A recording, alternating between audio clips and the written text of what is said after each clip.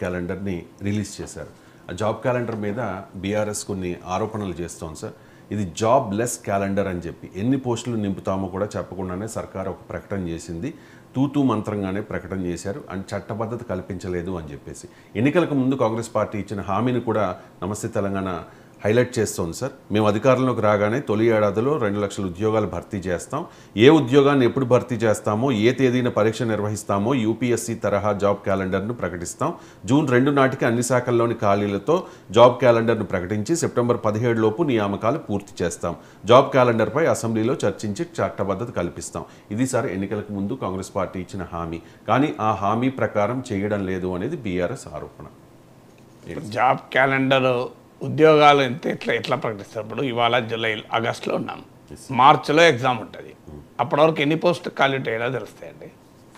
అంటే ఇప్పుడు ఒక్కసారి నీవు చట్టబద్ధత కల్పించి ఇందులో ఇన్ని జాబ్స్ అంటే తర్వాత యాడ్ అయ్యే జాబ్స్కి చట్టబద్ధత ఉండదు. మరి దానికి రెడీనా? ఇవాళ ఆగస్టులో ఉదాహరణకు 150 గ్రూప్ 1 పోస్టులు ఉన్నాయనుకుందాం. నెక్స్ట్ మార్చిలో ఫిబ్రవరిలో ఎగ్జామ్ ఉంటుంది అనుకున్నా. ఫిబ్రవరి వరకు ఇంకో 20-30 ఖాళీ అవుతాయి కదా. నీవు ఇప్పుడే జాబ్ క్యాలెండర్లోనే ప్రకటించేస్తే అది ఏ రకంగా ఉంటుంది? తర్వాత దాని చట్టంలో కూడా పెట్టాలంటారు. చట్టంలో పెడితే ఎప్పటికి అవే పోస్టులు ఉంటాయా?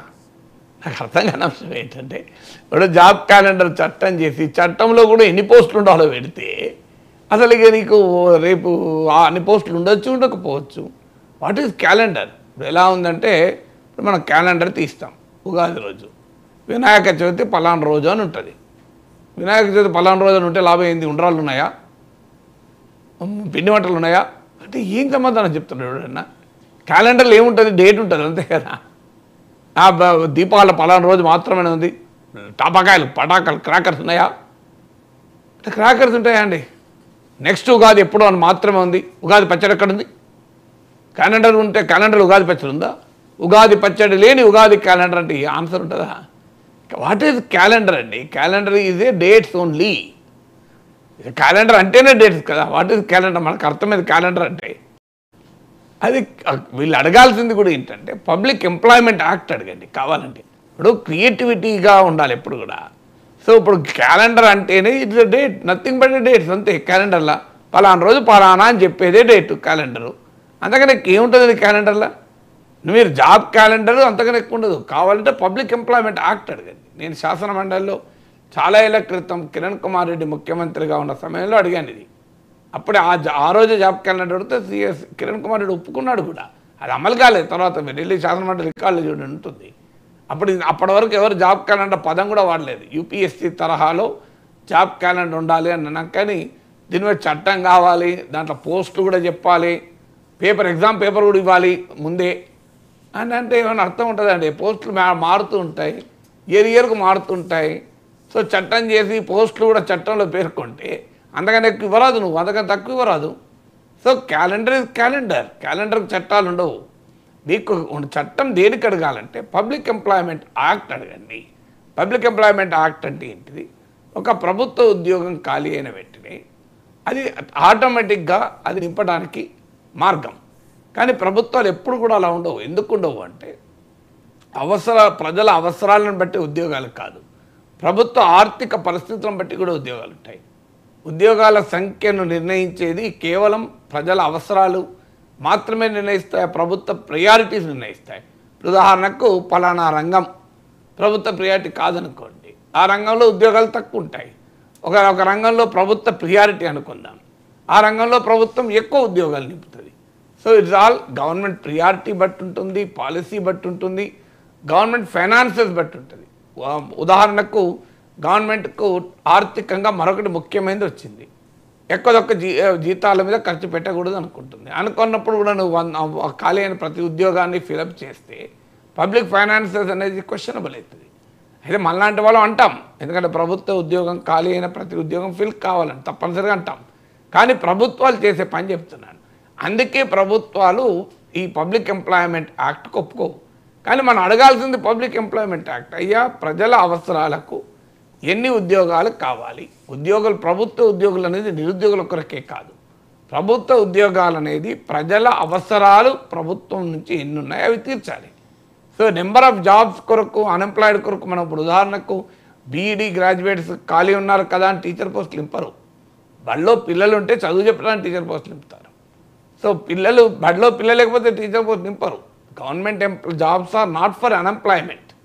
అన్ఎంప్లాయ్మెంట్ టీచర్ ఇప్పుడు ఒక ఫ్యాక్టరీ ఉంది, ఫ్యాక్టరీలో ప్రొడక్షన్కి అవసరమైన ఉద్యోగాలు ఉంటాయి, కానీ ప్రొడక్షన్ లేకపోయినా ఉద్యోగాలు ఇవ్వరు. ఎక్కడైనా ఎంప్లాయ్మెంట్ అనేది నిరుద్యోగుల అవసరాలకు కాదు ఎంప్లాయ్మెంట్ నిర్ణయించేది, అక్కడ ఉన్న ఆర్థిక అవసరాలు నిర్ణయిస్తాయి, ప్రజల అవసరాలు నిర్ణయిస్తాయి. అయితే నిరుద్యోగుల మరి అవసరాలు నిర్ణయించకపోతే ఎట్లా అంటే నిరుద్యోగుల అవసరాలకు అనుగుణంగా ఎంప్లాయ్మెంట్ క్రియేట్ చేసేటువంటి పాలసీస్ ఉన్నాయి. సో అందువల్ల పబ్లిక్ ఎంప్లాయ్మెంట్ యాక్ట్ అడగాలి, నిజంగా జాబ్ క్యాలెండర్ చట్టబద్ధత కాదు. సో అంటే ప్రభుత్వ ఎంప్లాయ్మెంట్ అంటే ఏంటి అంటే పబ్లిక్ ఎంప్లాయ్మెంట్ యాక్ట్ అంటే ఒక ఏడాదిలో ఖాళీ అయిన జాబ్ను రిటైర్ అవుతారు, రకరకాల రీజన్తో ఖాళీ అవుతారు. సో ఆ ఖాళీ అయిన ఉద్యోగాలైనా ఆటోమేటిక్గా నింపేటువంటి పద్ధతి. ఇంకా ప్రభుత్వ ఆర్థిక పరిస్థితి వెసులుబాటు ఉంటే ఇంకా ఎక్కువ ఉద్యోగాలు ఇవ్వండి, కానీ అట్లీస్ట్ ఎందుకంటే జనాభా పెరుగుతుంటుంది, ప్రజల అవసరాలు పెరుగుతుంటాయి. ఉదాహరణకు ఒక 2 లక్షల టీచర్లు ఉన్నారు, ఒక ఏడాదిలో ఒక 16,000 టీచర్ పోస్టులు రిటైర్ అవుతున్నారు అనుకుందాం. ఈ 16,000 అయితే నింపాలి కదా, ఎందుకంటే మళ్ళీ ఉన్న బడి పిల్లలకు చదివారు చెప్పాలి. సో ఇంతకన్నా నీకు ప్రభుత్వ పాఠశాలల్లో స్ట్రెంత్ పెరిగి ప్రభుత్వ విద్య అవసరాలు పెరిగాయి అనుకోండి, ఇంకా 5,000 యాడ్ చేయండి. కానీ ఇప్పుడున్న 16,000 టీచర్లు రిటైర్ అయ్యారు, వారు ఎక్కడో ఒక బడిలో ఏదో ఒక పిల్లలకు పాఠం చెప్తున్న వాళ్ళే కదా. మళ్ళీ రిటైర్ అయినప్పుడు వాళ్ళ ప్లేస్లో ఒక టీచర్ లేకపోతే అక్కడ బడిలో టీచర్ లేకపోతే పిల్లలకు కష్టం కదా. ఈ 16,000 మంది టీచర్లు ఒక నెంబర్ కాదు, 16,000 స్కూళ్ళలో ఒక్కొక్కరు పిల్లలకు చదువు చెప్తారు. అందులో ఒక 3,000 మంది మ్యాథమెటిక్స్ చెప్తారు, 2,000 మంది ఇంగ్లీష్ చెప్తారు. అంటే మనకు నెంబర్ లాగా కనబడుతుంది 16,000 టీచర్ పోస్ట్ వేకెంట్ అని. కానీ ఆ టీచర్లతో చదువు చెప్పించుకుంటున్న పిల్లలకి ఏంటి, మాకు టీచర్ లేడు, మాకు మ్యాథమెటిక్స్ టీచర్ లేడు, మాకు ఇంగ్లీష్ టీచర్ లేడు అని కదా. సో అందువల్ల టీచర్ లేకపోవడం వల్ల జీవితకాలం ఉంటుంది. టీచర్ నేను ఈ మధ్య మా అమ్మను ఆమె 80వ జన్మదినం సందర్భంగా ఆమెతో మాట్లాడుతూ ఒక వీడియో రికార్డ్ చేశాను. అందులో ఆసక్తికరంగా ఆమె చెప్తుంది, అమ్మ నువ్వు ఏం చదువుకున్నావమ్మా అని అడిగాను. నాకు తెలుసు అనుకో, కానీ అది అంటే పెద్దవారు వారి మాటలు వారి వీడియో ఉండాలి అని రికార్డ్ చేశాము. సో ఆమెను అడిగితే అప్పుడు మాకు స్కూల్లో ఇంగ్లీష్ టీచర్ లేకుండా, అందువల్ల తెలుగులో అయితే అన్ని చదువుకున్నా కానీ ఇంగ్లీష్ మాత్రం రాలే మాకు అన్నది. అంటే మా అమ్మకి 80 ఏళ్ళు, ఎప్పటి గురించి చెప్తోంది, 70 ఏళ్ళ కిందటి అనుభవం, 75 ఏళ్ళకి అనుభవం కిందటి అనుభవం చెప్తోంది. 70 ఏళ్ళ కింద నాకు ఇంగ్లీష్ టీచర్ లేకపోవడం వల్ల ఇంగ్లీష్ రాలేదురా, అందుకే మీకు చిన్నప్పుడు గుర్తుండే ఉంటుంది, తెలుగు అన్నీ నేను చెప్పేవాడిని, ఇంగ్లీష్ వరకు వచ్చేవరకు నాన్న చెప్పేవాడు, గుర్తుందారా అన్నది. నిజమే, నాకు ఇప్పుడు 5వ తరగతి 6వ తరగతి వచ్చే వరకు సోషల్ కానీ ఇంగ్లీష్ సైన్స్ కానీ మా అమ్మాయి చెప్పేది. చిన్నప్పుడు మా అమ్మ హోంవర్క్ రాయించేది, ఎందుకంటే అమ్మకు తెలుగు వరకు వస్తుంది, అమ్మ చదువుకున్నది 3rd 4th, కానీ ఇంగ్లీష్ చెప్పాలి అంటే మాకు ఇంగ్లీష్ టీచర్ లేడు రా అన్నది. నాకు ఒక్కసారి గుండె ఒక్కసారి తరుక్కుమన్నది. అంటే 70 ఏళ్ళ కింద మా అమ్మకు ఇంగ్లీష్ టీచర్ లేకపోవడం వల్ల మా అమ్మకు ఆ రోజు ఇంగ్లీష్ రాలేదన్న బాధ ఇప్పటికి ఉంది. 75 ఏళ్ళ తర్వాత కూడా మా అమ్మది గుర్తు చేసుకుంటాను, అప్పుడు ఇంగ్లీష్ టీచర్ ఉంటే మంచిగా ఉంటుంది కదరా అని. అంటే ఎందుకు ఆమెకి ఇవాళ కూడా ఇంగ్లీషు కాస్త అంత వచ్చి ఉంటే బాగుండేది, ఎందుకంటే ఇవాళ ముని మన వాళ్ళ వరకు కూడా వచ్చారు మా అమ్మకు, వాళ్ళు ఇంగ్లీష్లో మాట్లాడుతున్నారు. సో వాళ్ళు ఇంగ్లీష్ మాట్లాడితే మా అమ్మకి అర్థమైతలేదు. వాళ్ళు ఇప్పుడు అమెరికాలో ఉన్న ముని మనవాడు ఉన్నాడు, ముని మనవరాలు ఉంది. సో హాయ్ వాటర్ డూయింగ్ అనుకుంటూ వస్తుంది. సో మా అమ్మకి ఎక్కడో అనిపించి ఉంటుంది ఇంగ్లీష్ చేస్తే బాగుండేది కదా అని. సో అందువల్ల ఎందుకు చెప్తున్నానంటే ఒక టీచర్ లేకపోతే ఏమవుతున్న దానికి ఉదాహరణ జీవితం అంతా వెంటాడుతుంది, ఆ వెనుకబడతాను.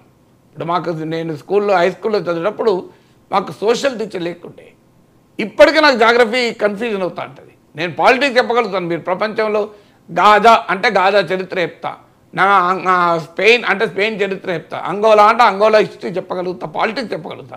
కానీ అంగోలా ఎక్కడుంది అంటే మ్యాప్లో కన్ఫ్యూజ్ అయింది ఇప్పటికీ, ఎందుకంటే ఆ రోజు జాగ్రఫీ చెప్పలేదు మాకు సరిగా. ఇప్పటికీ కూడా రకరకాల సాయిల్స్, వాటి క్వాలిటీ ఏంటి, ఇప్పుడు వాయనాడులో జరుగుతున్నది బీభత్సానికి సాయిల్ జాగ్రఫీ ఎంత కారణం అంటే స్టిల్ నేను ఇప్పుడు చదువుకోవాల్సి ఉంటుంది. అంటే ఒక టీచర్ వేకెన్సీ జీవితం అంతా వెంటాడుతుంది. సో అందువల్ల ఇవాళ మనకు కావాల్సిన ఒక ప్రైమరీ హెల్త్ సెంటర్లో ఏఎన్ఎం వేకెన్సీ అక్కడ ప్రజల ఆరోగ్యాన్ని దెబ్బతీస్తుంది.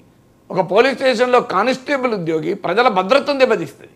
అందువల్ల ప్రభుత్వ ఉద్యోగాలు అనేది కేవలం నెంబర్ కాదు, నిరుద్యోగుల అవసరాలే కాదు, ప్రజల అవసరాలకు తగినట్టుగా ప్రభుత్వ ఉద్యోగాలు ఉండాలి. అంటే ఇవాళ ఈ ఏడాదిలో ఒక 100 మంది కానిస్టేబుల్ రిటైర్ అయ్యారు, 1000 మంది కానిస్టేబుల్ రిటైర్ అయ్యారు. 1000 మంది కానిస్టేబుల్ రిటైర్ అయితే అర్థం వాళ్ళు సర్ప్లస్ అయితే లేరు కదా. మనకు తెలుసు కదా, ఏ పోలీస్ స్టేషన్లో మనకు అవసరాన్ని మించి కానిస్టేబుల్ లేరు, అవసరం మందమే లేరు కానిస్టేబుల్ పాపం. సో ఇవాళ మనకు 1000 మంది కానిస్టేబుల్లలో నువ్వు రిక్రూట్మెంట్ జరగకపోతే ఎన్ని పోలీస్ స్టేషన్లో ప్రజల భద్రత ఎఫెక్ట్ అవుతుంది? ఒక 300 మంది ఏఎన్ఎంలు లేకపోతే ఎన్ని గ్రామాల్లో ప్రజల మౌలిక వైద్య సేవలు ఇబ్బంది పడతాయి? అందుకొరకు నింపాలి. అంటే అందుకొరకు పబ్లిక్ ఎంప్లాయ్మెంట్ యాక్ట్ అడగాలి. అయ్యా, ప్రజల అవసరాల కొరకు ప్రభుత్వ ఉద్యోగాలు ఉన్నాయి, అందువల్ల ఒక ప్రభుత్వ ఉద్యోగం ఖాళీ అయినాక దాన్ని నింపకపోతే ప్రజల అవసరాలకు నష్టం కలుగుతుంది. ఇప్పుడు నేను ఉదాహరణ మీకు కానిస్టేబుల్ చెప్పాను, టీచర్ చెప్పాను, నేను చెప్పాను. ప్రజల అవసరాలకు నష్టపోతారు. అందువల్ల మీరు ప్రజల అవసరాలను నింపడానికి పబ్లిక్ సర్వీసెస్ యాక్ట్ తేండి. So there should not be any gap between in the public services. ఒక పోస్ట్ వేకెంట్ ఖాళీ అయితే వెంటనే నింపాలి, ఎందుకంటే ఆ గ్యాప్ ఉండకూడదు పబ్లిక్ సర్వీసెస్లో. అంటే ప్రభుత్వానికి ప్రజలకు ప్రభుత్వం ఇచ్చే సేవలలో గ్యాప్ ఉండకూడదు, ఇది అడగాలి. జాబ్ క్యాలెండర్కి చట్టబద్ధత, క్యాలెండర్ చట్టబద్ధత ఏముంటుంది? క్యాలెండర్లకు ఉంటుంది చట్టబద్ధత. నాకు తెలిసిన యూపీఎస్సీ మరి జాబ్ క్యాలెండర్ చట్టబద్ధత ఉందో లేదో తెలియదు. అసలు ఆ అభ్యంతరం చెప్పడం వల్ల ఉపయోగం ఏముంటుంది? అపోజిషన్ ఎప్పుడు కూడా ప్రభుత్వాన్ని క్రియేటివ్గా నిలదీయాలి. పబ్లిక్ సర్వీసెస్ ఎంప్లాయ్మెంట్ యాక్ట్ అని ఒకటి నేను శాసన మండలిలో అడిగింది ఇది. అందువల్ల అప్పుడు ఏమవుతుంది అంటే ఒక ప్రజల సేవలో, అంటే ప్రజలకు అందుతున్న ప్రభుత్వ సేవలో గ్యాప్ రాదు.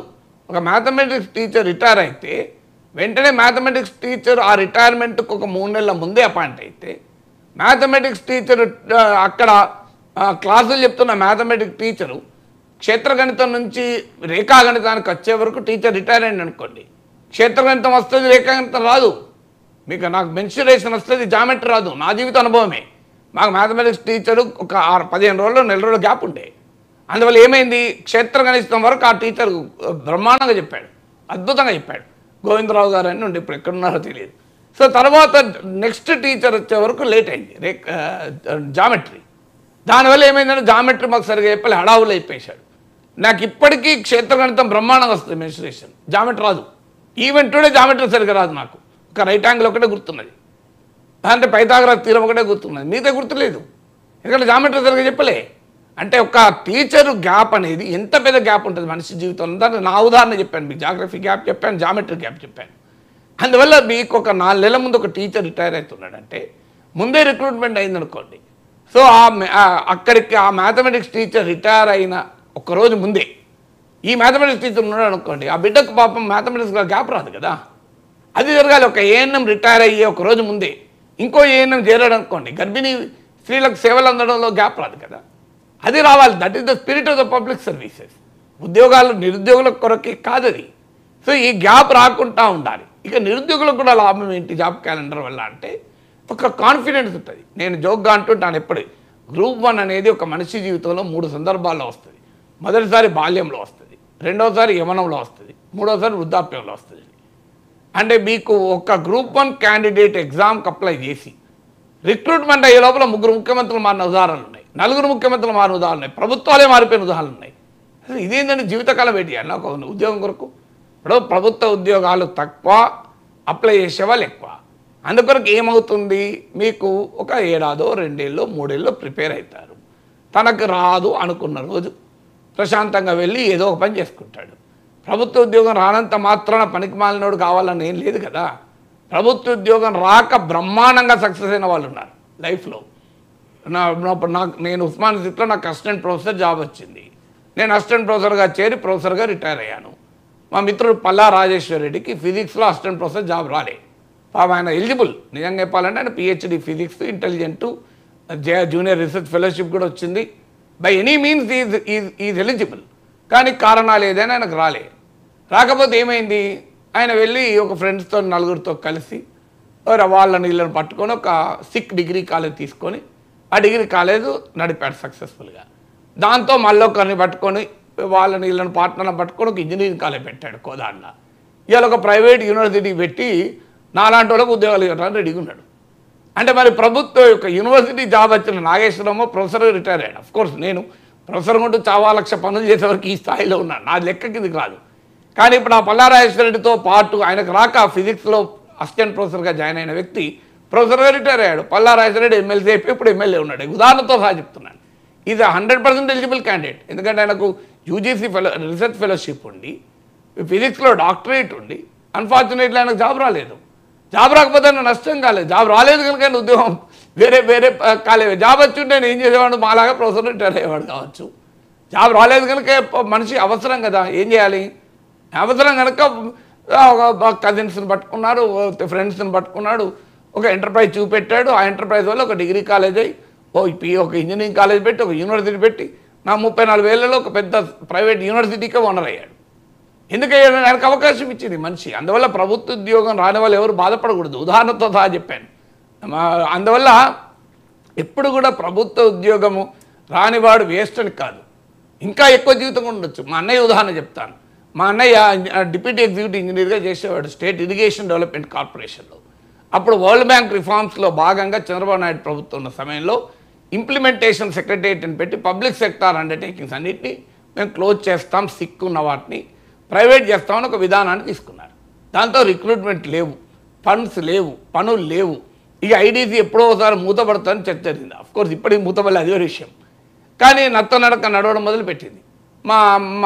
వాళ్ళ ఎంప్లాయీస్ అందరూ టెన్షన్ పడ్డారు. మా అన్నయ్య ఏం చేశాడు, ఓకే మరి ఎట్లా బతకాలి కదా, యంగ్ పిల్లాడు, చిన్నపిల్లలు. సో హైదరాబాద్ వచ్చాడు. మా ఇంట్లోనే ఉండి 2 ఏళ్ళు కష్టపడి రోజుకు ఈ డిప్యూటీ ఎగ్జిక్యూటివ్ ఇంజనీర్ స్థాయిలో పనిచేసిన అతను ఉస్మానియాలో BE, మద్రాసులోని గుండి ఇంజనీరింగ్ కాలేజ్ నుంచి ఎంటెక్, ఎంసెట్లో 108వ ర్యాంకు.